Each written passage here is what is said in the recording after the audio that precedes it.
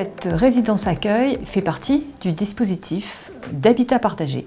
Elle est gérée par la Fondation des Amis de l'Atelier et elle comprend 30 studios. Les 30 studios aujourd'hui sont tous occupés par des personnes en situation de handicap psychique stabilisées. Bonjour tout le monde. Comment allez-vous? Installez-vous. Alors, on est là pour se voir pour notre conseil de résident. La particularité d'une résidence accueil, c'est d'avoir un logement autonome, tout en étant accompagné par une équipe restreinte de 2 éducateurs. Les résidents sont tenus d'avoir un accompagnement extérieur par une équipe médicalisée, ça peut être un hôpital de jour, un SAVS, un SAMSA. La paire aidance est quelque chose de très important dans une résidence accueil, dans la mesure où les 30 personnes qui habitent là forment, on va dire, une sorte de communauté. Ils sont tous très solidaires les uns des autres et ils ont tous une très grande motivation pour que ça fonctionne, parce que c'est une chance unique pour eux d'avoir un logement. Ils payent un loyer, mais tout en étant soutenus et accompagnés. Il y a un effet miroir de l'environnement du locataire sur sa personne. Se sentir bien chez soi, ça a un effet positif sur le bien-être mental du locataire.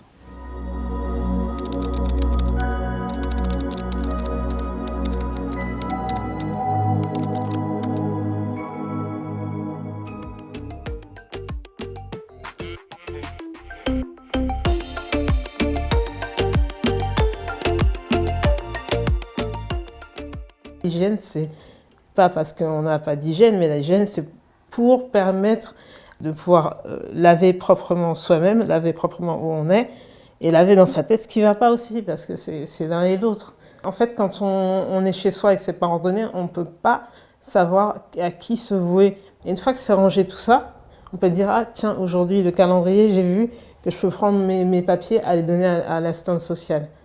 Ça donne la possibilité d'être voilà, sur un chemin qui avance.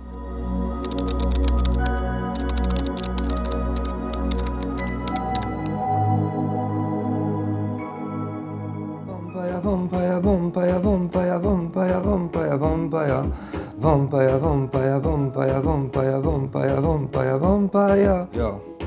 En rappant, je vise le cœur comme un Batman. Appelle-moi Ninja Man, t'auras la tête dans les étoiles. Depuis que j'habite dans cette résidence, je me sens bien et ça stimule ma créativité. Dans mon esprit, je suis libre et je peux faire beaucoup de choses comme ma musique et mes activités extérieures. Et dans mon esprit, je me sens libre du coup.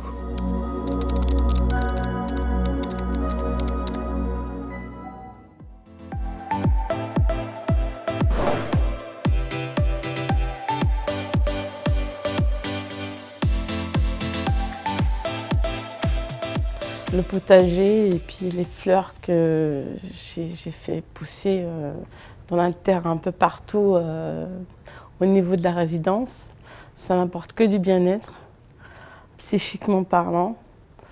Ça me permet de m'extérioriser. Si j'ai une peine, je vais aller voir le potager, ça va me faire du bien, d'arroser. Je le fais aussi pour les autres résidents. Je leur dis d'ailleurs, quand il y a des fraises ou des choses comme ça, allez-y, regardez, c'est un partage. Et puis les fleurs, j'aime bien quand c'est joli. Il y a une canna là-bas, là, ça vient des îles. En tant que mauricienne, moi, ça me fait plaisir.